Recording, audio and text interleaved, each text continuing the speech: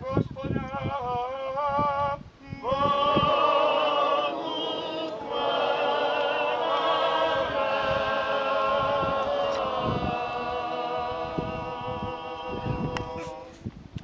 Ako danas glas mu čujete, ne budite srca tvrda. Ako danas glas mu čujete, ne budite srca tvrda. Dođite, kličimo Gospodinu, uzvikujmo hridi Spasitelju svome, pred lice mu stupimo s hvalama, kličimo mu u pjesmama.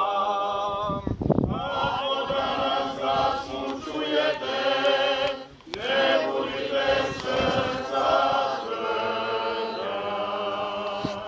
Dođite, prignimo koljena i padnimo nice, poklonimo se Gospodinu koji nas stvori, jer on je Bog naš, a mi narod paše njegove ovce što on ih čuva.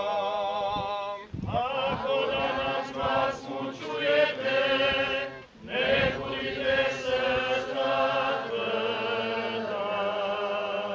O, da danas glas mu čujete, ne budite srca tvrda kao u Meribi, kao u dan Mase u pustinji, gdje me iskušavahu očevi vaši, iskušavahu me premda vidješe djela moja.